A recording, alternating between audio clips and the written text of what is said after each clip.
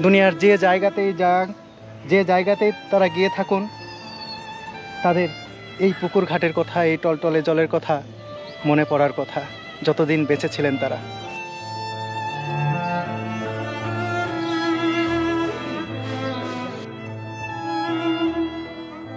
শ্বশুর শাশুড়ির বিটি অনেক ভালো লাগে। এখান থেকে নি মাটি হয়ে যাইতে পারি এই শ্মশানে।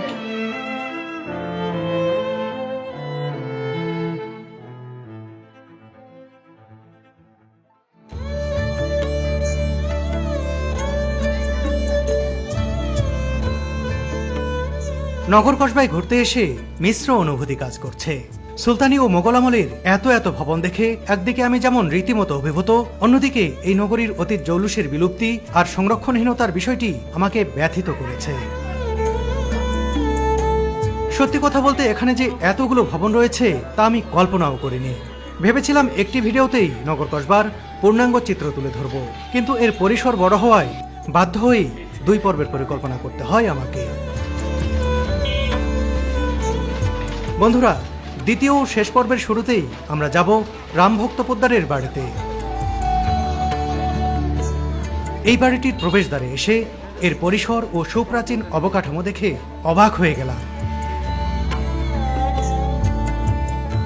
আসলে এই বাড়িগুলোতে যখন ঢুকছি, একেবারে অন্যরকম এক অনুভূতি কাজ করছে, যে মনে হচ্ছে যে সেই পুরাতন আমলে ফিরে গেছি, সেই পুরাতন দিনগুলোতে ফিরে গেছি, সেই রকম একটি জায়গায় এসেছি যেখানে একেবারে সেই রকম বাড়ি ঘর সব কিছু।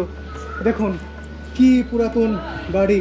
এসব জায়গায় যখন আপনি আসবেন তখন কিন্তু আপনিও যেন সেই কালের পেছনের দিকে ফিরে যাবেন, যে মনে হয় যে সেই সময় আপনি চলে গেছেন। এইরকম বাড়ি ঘর যখন একটার পর একটা আপনার চোখের ভাসবে, তখন কিন্তু আপনার সেই অনুভূতিটিই কাজ করবে। দেখুন কত বড় বড় স্থাপনা, কত পুরাতন স্থাপনা এখন এভাবে এখানে রয়ে গেছে।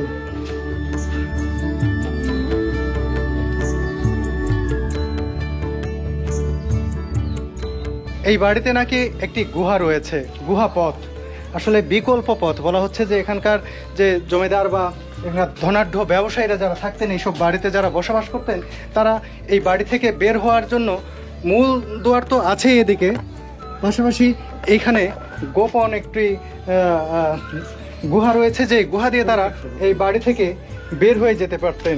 বিকল্প একটি রাস্তা দেখুন, এই যে সরু, এটি আসলে অন্য কারো বোঝার উপায় নেই, শুধু এই বাড়ির মানুষজনই বুঝতে পারবেন।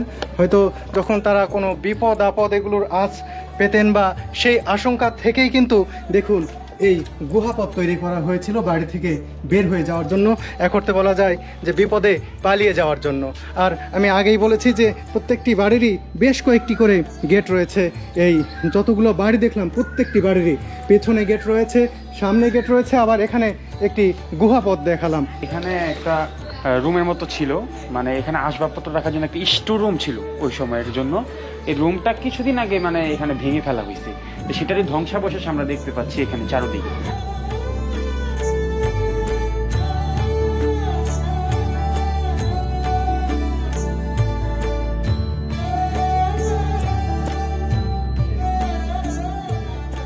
এখানকার যে বিষয়টি আমাকে মুগ্ধ করেছে বা আমার ভালো লেগেছে, সেটি হচ্ছে যে এখানকার সিঁড়িগুলো এঁকে মেঁকে বিভিন্ন সিঁড়ি উঠে গেছে বিভিন্ন ভবনে।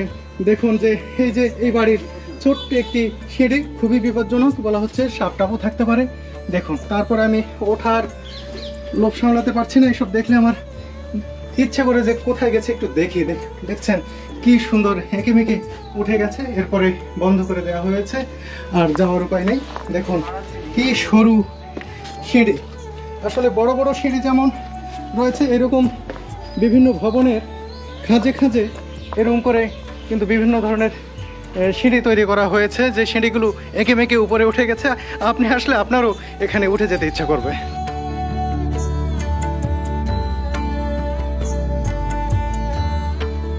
রামভক্ত পোদ্দারের বাড়ি থেকে বেরিয়ে আমরা চলে এলাম আরেকটি পুরাতন বাড়ির সামনে। এই বাড়িটি পুরাতন হলেও পুরাতন মালিকের নাম মুছে দিয়ে গেটে বর্তমান মালিকের নাম লেখা হয়েছে। এখানে একটি বাড়ি দেখতে পাচ্ছি, যে এখানে লেখা রয়েছে নগর কসবা 1363, এবং বাড়ির মালিকের নাম লেখা রয়েছে হাজি আব্দুল হামিদ ব্যাপারী।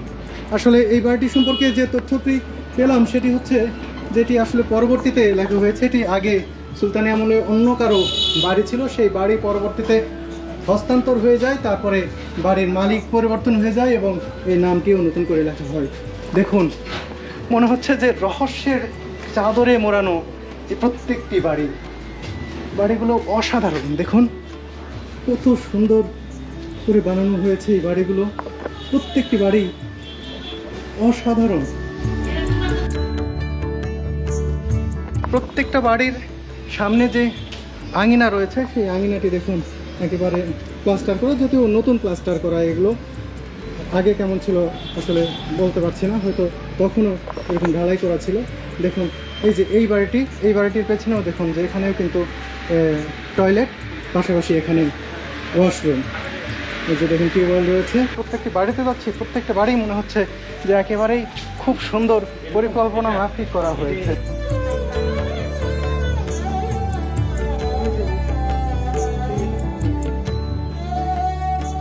পাশাপাশি অনেকগুলো বাড়ি, একটি দেখে আরেকটি দেখার জন্য ছুটে বেড়াচ্ছি। কি যেন এক অদ্ভুত নেশার ঘোর কাজ করছে আমার।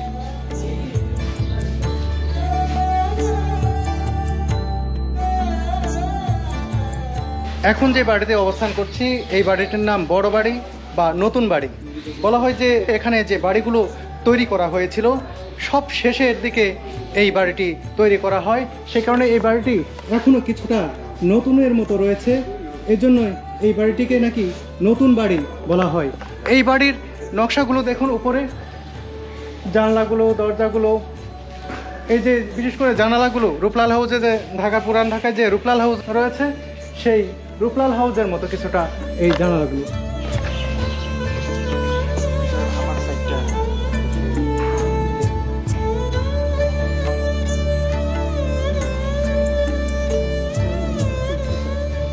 এই যে দেখুন এই বড় বাড়ির ভিতরের সৌন্দর্য অন্যরকম।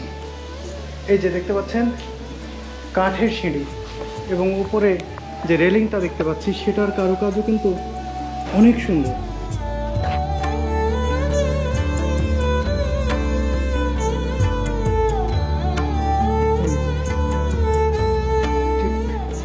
নিচের দিকে ইট সিমেন্টের, তারপরে হচ্ছে কাঠের সিঁড়ি। দেখুন অসাধারণ একটি সিঁড়ি।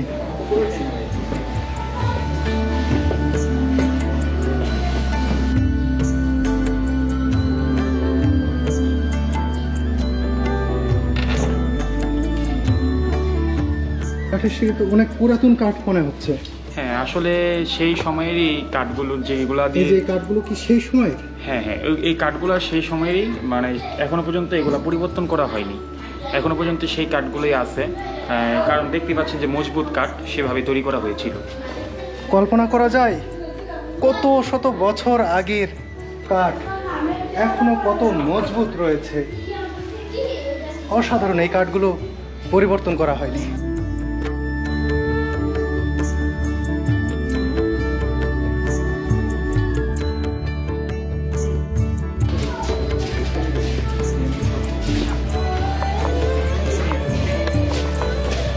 এই বাড়িটি নাকি অনেক বড়, আর সে কারণেও নাকি এই বাড়ির নাম বড় বাড়ি। দেখি বাড়িটি কত বড়, সে কারণে এই বাড়ির পেছন দিকে যাচ্ছি, যে তাহলে হয়তো অনুমান করতে পারবো যে আসলে এটি কত বড়। আসলে এই যে সামনে দেখতে পাচ্ছি যে ওই যে সীমান্ত প্রাচীর, এই বাড়ির সীমানা প্রাচীরটি আর আগের বাড়িগুলোর মতোই ঠিক একই ডিজাইনে প্রত্যেকটি বাড়ি এখানকার। আমি আরও দুইবার বলেছি, দেখুন একেবারে এই শেষের দিকেই এখানে শৌচাগার, এই যে দেখতে পাচ্ছেন টয়লেট। প্রত্যেকটা বাড়ির পেছনের অংশেই তারা টয়লেট নির্মাণ করতেন, একই ধাঁচের মানে তাদের চিন্তা ভাবনা ছিল সেই সময়।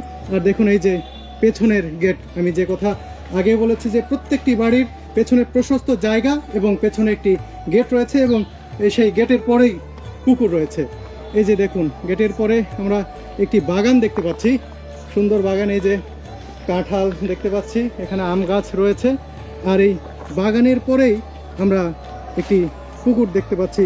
পুকুরে দুইটি ঘাট আমরা দেখতে পাচ্ছি, এই যে একটি ঘাট আর এখানে একটি ঘাট। আসলে এরকম জায়গায় যদি আপনি এসে কয়েকদিন থাকেন, আপনার মন মানসিকতা একেবারে অন্যরকম ফুরফুরে হয়ে যাবে।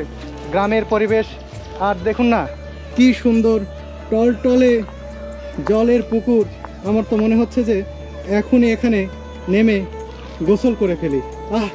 কি সুন্দর পুকুর আর কি সুন্দর ঘাট। এবং দেখুন এখানে কিন্তু একজন ওযু করছেন নামাজ পড়বেন বলে। আর দেখুন এই যে দুইটি ঘাট, একটি ঘাট আর ওই যে একটি ঘাট। একটি কথা এখানে প্রচলিত রয়েছে যে দুই ঘাটে দুই ধরনের মানুষ, অর্থাৎ একটি ঘাটে পুরুষরা গোসল করতেন, আরেকটি ঘাটে নারীরা গোসল করতেন। আসলে এটি কতটা সত্য? আসলে আমরা তো ওই সময় দেখিনি, কিন্তু লোকমুখে প্রচলিত যে ধরনের কথা শুনি যে এই বাড়িতে যারা জমিদার বংশের ছিল তারা এখানে তারা স্নান করার জন্যই পুকুরটি নির্মাণ করেন। দেখতে পাচ্ছেন যে পুকুরের দুটি ঘাটও রয়েছে এই মুহূর্তে। তো আগের কথা বলতে পারি, কিন্তু বর্তমানে যে পুকুরটাতে দাঁড়িয়ে আছি সেখানে মহিলারা গোসল করে, এবং তার পাশে যে পুকুরটি, সেই পাশে যে ঘাটটি দেখতে পাচ্ছি সেখানে পুরুষরা গোসল করে। আগের দিনেও কি এরকম হতো? যতটুকু শুনেছি যে আগের দিনে এরকম হতো।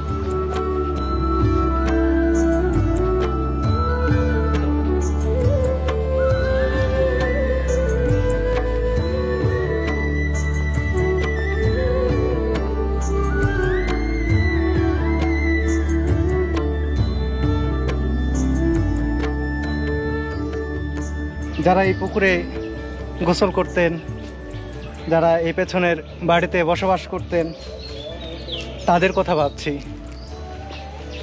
আসলে এসব দেখলে কিন্তু আরেকটি বিষয় উপলব্ধি হয় যে কোনো কিছুই পৃথিবীতে স্থায়ী নয়। যেমন এই ঘরবাড়ি, তেমন মানুষের জীবনও। আজ আছি, কাল নেই।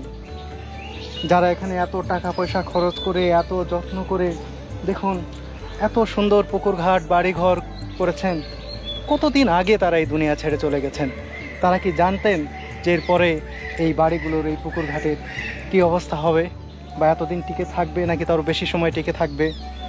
সেই সব মানুষের চিন্তাভাবনা কী ছিল জানি না, তবে এসব দেখলে এই বিষয়গুলো আমাকে খুব ভাবায়, খুব আবেগতাড়িত করে।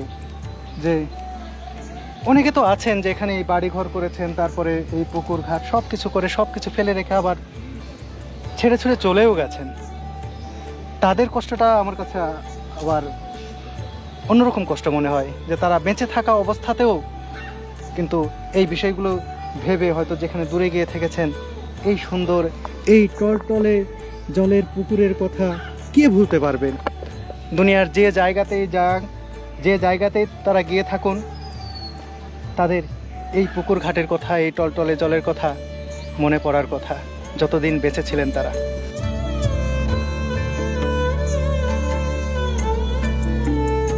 এইসব জায়গায় আসলে আপনার কেমন লাগে যে এই পুকুর ঘাট কেউ না কেউ বানিয়েছিল, এত সুন্দর পুকুর? আসলে এখন আগে যেসব বাসাবাড়ি তৈরি করা হতো সেগুলো পরিবেশের সাথে একটা মিতালি রেখে বানানো হতো।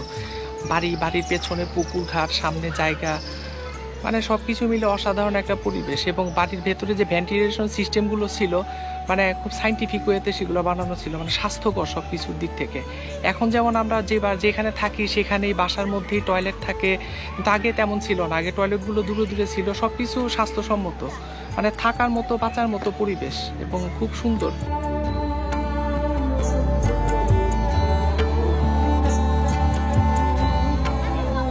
বড় বাড়ির পেছনের পুকুর পাড় থেকে যাচ্ছি পাশেই আরেকটি পুকুর ঘাটের দিকে।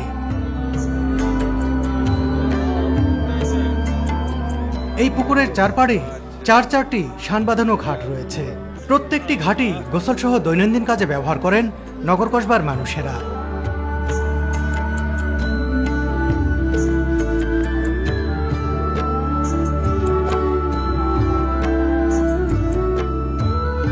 এখানে এক আমলে হিন্দুদের বাসা বাড়ি ছিল, তারপর জমিদাররা ছিল, জমিদাররা এখানে পুকুর কাটটা কি করছে, বাসা বাড়ি বসছে।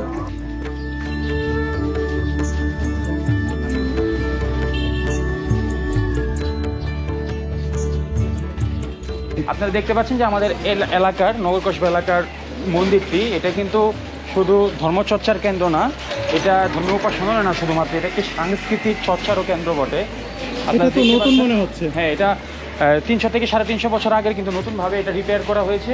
এটা কিছু কনস্ট্রাকশনের কাজ করা হয়েছে, নিউভাবে এটাকে আপডেটেড করা হয়েছে। কিন্তু এটা কিন্তু 300 থেকে 350 বছর আগের মন্দির, এবং এই মন্দিরে প্রতিদিনই ভোগরাগ হয় এবং প্রতিদিনই কীর্তন থেকে শুরু করা বিভিন্ন প্রোগ্রাম ও ধর্মীয় প্রোগ্রামও হয়ে থাকে। মন্দিরে প্রবেশ করা যায় কোন দিক দিয়ে? মন্দিরের প্রবেশদ্বার এটা, কিন্তু এই মুহূর্তে বন্ধ আছে, কারণ সন্ধ্যাবেলা এটা খুলবে আর কি। এটি কি পুরাতন ভবন ছিল? এটা পুরাতন ভবন ছিল, এখান দিয়ে এটা নতুন করে নির্মাণ করা হয়েছে।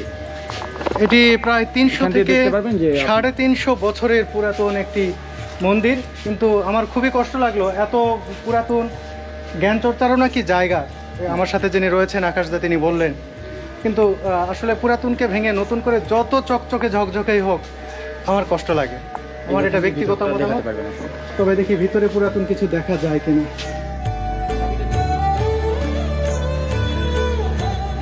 পুরাকীর্তি সংস্কারেরও কিছু নিয়ম আছে, তা না মেনে অবয়ব নষ্ট করে ফেলায় এখন আর বোঝার উপায় নেই আগে কেমন দেখতে ছিল এই মন্দিরটি। এই যে একটি বাড়ি দেখতে পাচ্ছি, অনেক পুরাতন মনে হচ্ছে। কত পুরাতন এই বাড়িটি? এটা ধারণা করা হয় থেকে 150 বছরের পুরানো হবে। এটা হচ্ছে নকরি পোদ্দার যিনি ছিল তিনি নির্মাণ করেছে। আর এখানে গোপালের উপরে মন্দির আছে, এখানে প্রতিদিন পূজা অর্চনা হয় আর কি।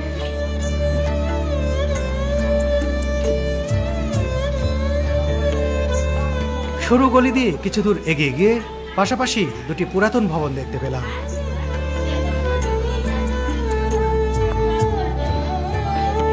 পুরাতন দুটি ভবনের মাঝখানে খুবই সরু আরেকটি গলিতে প্রবেশ করেই যেন থমকে গেলাম।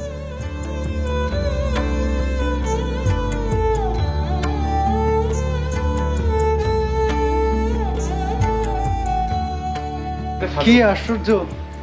এখানে এসে মুন্সিগঞ্জেরই ঐতিহ্য, সেই পুরাতন আমলেও কাঠ ও টিন দিয়ে বাড়ি তৈরি করা হতো। এখানে কিন্তু পুরাতন যে বাড়িগুলো আমি এতক্ষণ দেখলাম, সেখানে কিন্তু কাঠ ও টিনের বাড়ির কোনো প্রশ্নই ওঠে না। এই বাড়িটি দেখুন, কাঠ ও টিন দিয়ে নির্মিত অনেক পুরাতন বাড়ি, আর এখানে কাঠের একটি সিঁড়িও রয়েছে।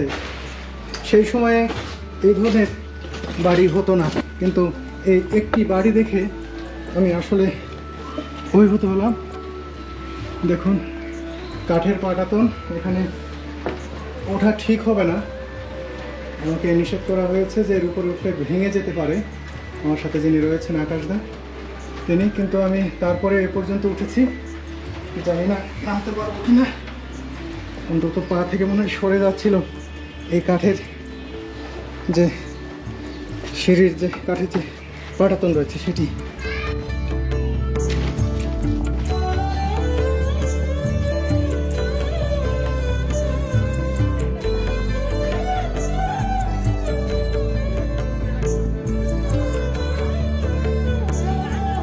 কাঠ ও টিনের তৈরি অতি পুরাতন বাড়ি থেকে এবার চলে এলাম সামনের বাড়িতে।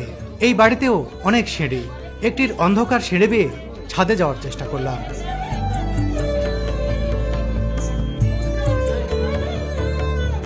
যে কক্ষের ভেতর দিয়ে ছাদের সিঁড়িতে যেতে হবে, সেই কক্ষে বিশ্রাম নিচ্ছিলেন এ বাড়ির এক বাসিন্দা। তাই তাকে বিরক্ত না করে পাশের ইউনিটের আরেকটি সিঁড়ি বেয়ে উঠতে থাকলাম ছাদে। সিঁড়িটা ঘুটঘুটে অন্ধকার। ছাদে উঠেই আশপাশ ভালো করে দেখে নিলাম আমি।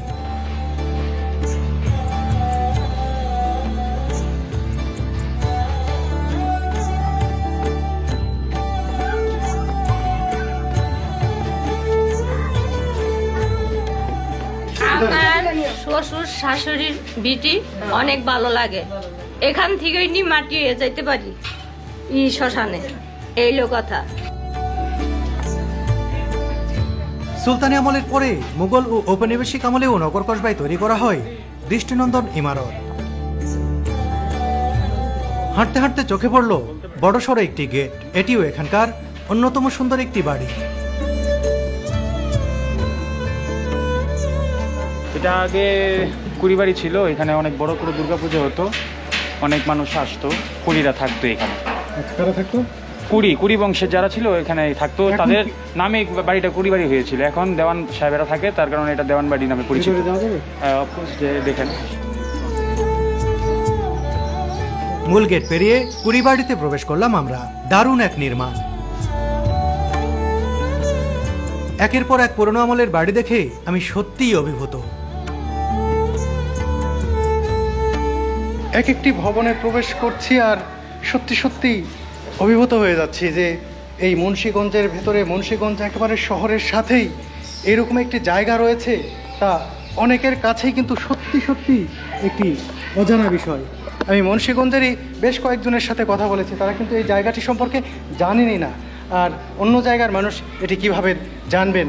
দেখুন, এত প্রাচীন একটি শহর এখানে ছিল, সেই শহরের বাড়িগুলো যেখানে রয়ে গেছে সেটি দেখতে পাচ্ছি, এটি অন্যরকম এক ব্যাপার।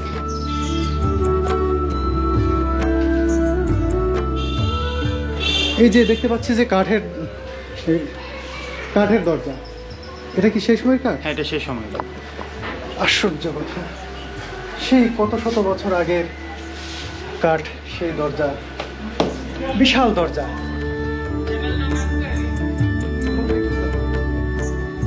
নগর কসবায় ঘুরতে ঘুরতে আমরা বৃষ্টির কবলে পড়েছি। খুব বেশি বৃষ্টি না, হালকা বৃষ্টিপাত হচ্ছে। এর মাঝেই এই পুরাতন নগরীতে ঘুরতে আসলে দারুণ লাগছে। আকাশদা ঘুরতে যাচ্ছিলেন না ভিজে যাবো বলে, তো আমার কিন্তু ভিজতে খারাপ লাগছে না। কি ভিজতে খারাপ লাগছে? না, অবশ্যই এটা একটা মজা। আর অনেকদিন পরে বৃষ্টিতে ভুগছি, তাও আপনাদের সাথে, ভাইয়াদের সাথে খুব ভালো লাগছে।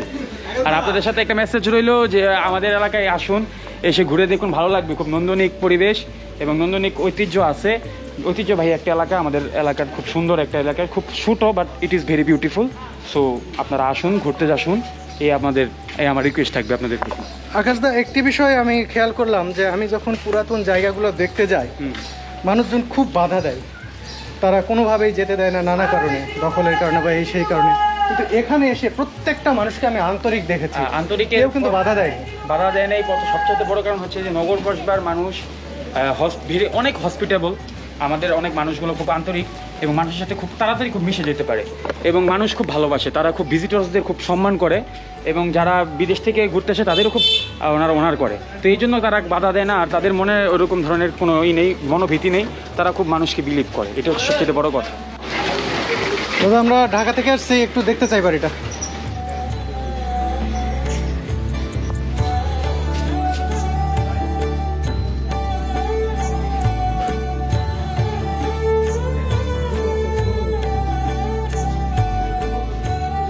আমরা দাঁড়িয়ে রয়েছি কালীবাড়িতে। আমার পেছনে দেখতে পাচ্ছেন সেই পুরাতন আমলের একটি স্থাপনা, এটি কালীবাড়ি নামে পরিচিত। এই কালীবাড়ির বর্তমান যিনি বাসিন্দা রয়েছেন তার সঙ্গে কথা বলছি। আপনার নাম? অপু পোদ্দার। জাস্ট আমাদের এটা স্থায়ী নিবাস, আমাদের বাপ দাদা 14 পুরুষেরই স্থায়ী নিবাস এটা। কতদিন ধরে আপনারা? আমাদের এই বাড়ির আয়ুষ্কাল বলতে গেলে প্রায় 250 থেকে 300 বছর হবে আয়ুষ্কাল। হয়তো এই বাড়ির থেকে আরও পুরানো বাড়ি আছে, সেটা হয়তো 300 বছরের ঊর্ধ্বে হবে। তবে আমাদের বাড়ির আয়ুষ্কাল, যেটা আমাদের বাবা বা এর ঊর্ধ্বতনে যারা পিতামহ আছে ওনাদের ভাষ্যমতে যতখানি বোঝা যায় 250 থেকে 300 বছরের ঊর্ধ্বে হবে এরকম। এত পুরাতন বাড়িতে থাকেন, কেমন লাগে? স্বাভাবিকভাবে আমরা গর্ববোধ করি, যেহেতু সবার ভাগ্যে জোটে না বাবা মার তৈরিকৃত বাড়ি বা আমাদের বয়োজ্যেষ্ঠ তাদের বাড়িতে থাকার মতো অনেকের হয়তো ভাগ্যে জোটে না। কিন্তু আমরা এই জন্য বলি যে আমরা প্রকৃত অর্থে ভাগ্যবান যে বাবা বা দাদার তৈরি বাড়িতে আমরা এখনো বসবাস করতে পারছি।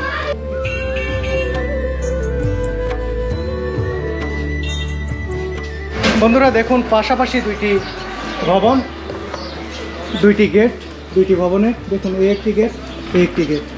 একটি গেটে হালকা বোঝা যাচ্ছে, দেখুন বাংলায় লেখাটি উঠে গেছে, লেখা রয়েছে শ্রী শ্রী রাধাকৃষ্ণ, তারপরে শ্রী, আর পড়া যাচ্ছে না। আর পাশের এই যে এখানে লেখা রয়েছে এই দরজায় তমিজউদ্দিন দেওয়ান, নতুন করে লেখা, আসলে বোঝাই যায় যে মালিকানা পরিবর্তন হয়েছে।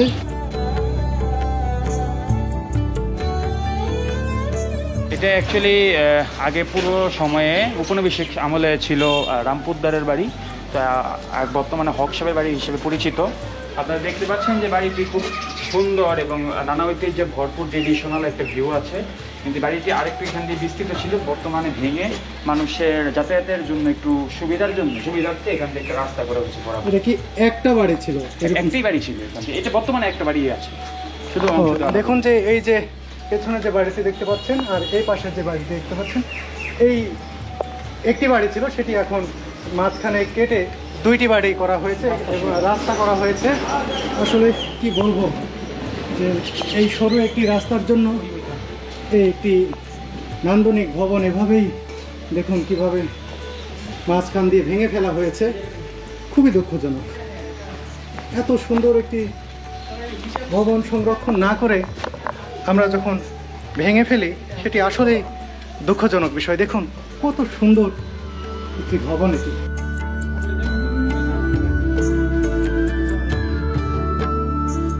বন্ধুরা, প্রথম পর্বের শুরুতেই আমি আপনাদের লক্ষ্মীবাড়ি ঘুরে দেখিয়েছি। সেই বাড়ির পেছনের পুকুরটি আপনাদের দেখাতে চেয়েছিলাম। শেষ বিকেলে টিপটিপ বৃষ্টি মাথায় নিয়ে লক্ষ্মীবাড়ির ভেতর দিয়ে যাচ্ছি সেই পুকুর ঘাটে।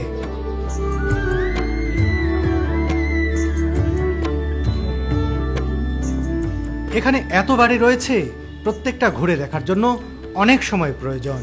একদিনে সবগুলো বাড়ি দেখা মোটেই সম্ভব নয়। আগের পর্বেই বলেছি, প্রত্যেকটি বাড়ির দরজা যেন হাতছানি দিয়ে ডাকে। লক্ষ্মীবাড়ির পেছনে এই জায়গাতে ভবন ছিল, সেটি এখন আর দেখতে পাচ্ছি না। পেছনে রয়েছে পুকুর।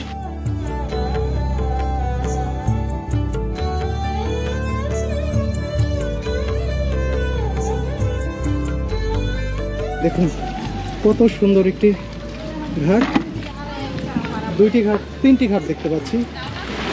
এই যে একটি ঘাট, ওখানে একটি ঘাট, আর এই একটি ঘাট। এই ঘাট কিন্তু এখনো বহুল ব্যবহৃত। আমি আগেই বলেছি যে এই লক্ষ্মীবাড়িতে আমি প্রথম এসেছি, আসার পরে এই তখন দুপুর সময় ছিল। সেই সময় এখানে অনেক নারী এখানে কাপড় কাচ্ছিলেন, গোসল করছিলেন, সে কারণে কিন্তু এখানকার ছবি তুলতে আমি আসতে পারিনি।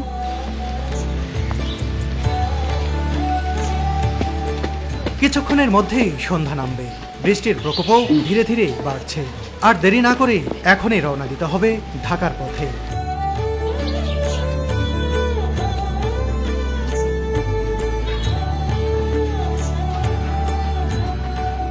কর্মজীবনের ব্যস্ততা না থাকলে হয়তো একটা রাত থেকেই যেতাম সুলতানি আমলের এই হারিয়ে যাওয়া প্রাচীন শহরে।